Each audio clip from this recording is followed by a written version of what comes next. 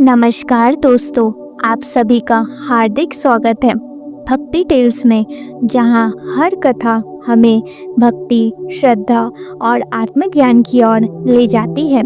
आज हम आपके लिए लेकर आए हैं एक सच्ची, पवित्र और दिव्य प्रेम कथा।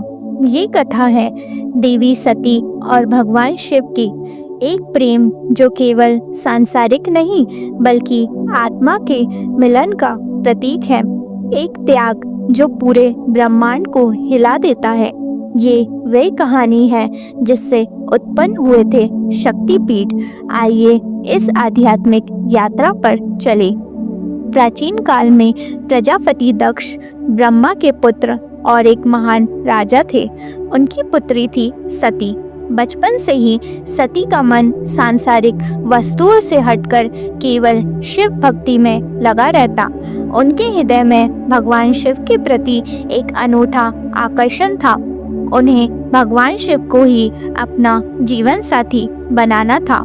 दक्ष इस विवाह के सख्त खिलाफ थे।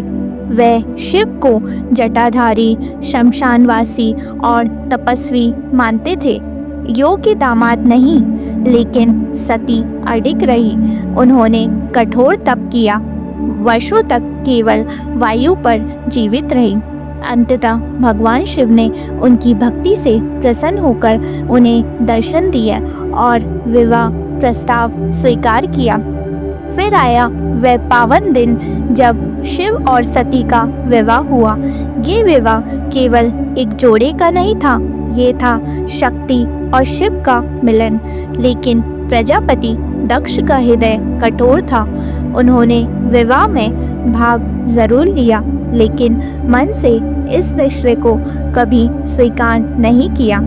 विवाह के बाद सती और शिव कैलाश पर्वत पर जाकर तप, ध्यान और प्रेममयी ग्रस्त जीवन में लीन हो गए। समय बीतता गया। एक दिन प्रजापति दक्ष ने एक विशाल राजसूय यज्ञ का आयोजन किया। इसमें सभी देवताओं, ऋषियों और राजाओं को आमंत्रित किया गया, परंतु भगवान शिव को नहीं बुलाया गया। सती ने जब ये सुना तो उनका हृदय दुख से भर गया। शिव ने सती से कहा, जब कोई हमें आमंत्रित ना करे तो वहां जाना उचित नहीं। परंतु सती ने कहा, वह मेरा मायका है, मैं एक बेटी के नाते जाऊंगी। शिव ने अनुमति दी, लेकिन सती के हृदय में शंका और दुख था। जब सती यज्ञ स्थल पहुंची तो उन्होंने देखा कि वहां कोई भगवान शिव का नाम भी नहीं ले रहा था। उनके पिता दक्ष ने सार्वजनिक रूप से भगवान शिव का अपमान किया। ये सती सहन ना कर सकी। उन्होंने कहा, जिस शिव को ब्रह्मा, विष्णु और सारे देवता पूजते हैं, उसका अपमान यह मैं नहीं सह सकती। क्रोध, दुख और आत्मग्लानि से भरी सती ने वही यज्ञ अग्नि में कूदकर अपने प्राण त्याग दिए। जब ये समाचार कैलाश पहुंचा तो भगवान शिव का क्रोध भयंकर रूप ले गया। उन्होंने अपनी जटाओं से वीरभद्र को उत्पन्न किया, जिसने यज्ञ स्थल को नष्ट कर दिया और दक्ष का सिर काट दिया। लेकिन शिव का दुख शांत नहीं हुआ। वे सती के शव को अपनी भुजाओं में उठाकर सारा ब्रह्मांड घूमने लगे और तांडव नृत्य करने लगे। सृष्टि का संतुलन बिगड़ने लगा।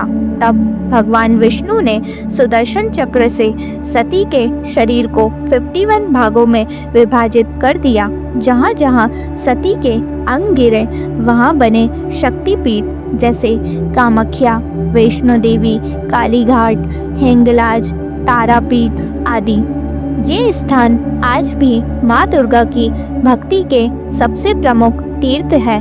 सती ने अगला जन्म लिया हिमवान और मैना की पुत्री बनकर। इस बार वह जन्मी पार्वती के रूप में। उन्होंने फिर कठोर तप किया और शिव को पुनः पति रूप में प्राप्त किया। इस प्रकार सती और शिव का प्रेम अमर हो गया, युगों युगों तक चलता रहा। ये कथा केवल एक पौराणिक गाथा नहीं बल्कि एक गहन सत्य है। ये हमें सिखाती है सच्चा प्रेम त्याग मांगता है।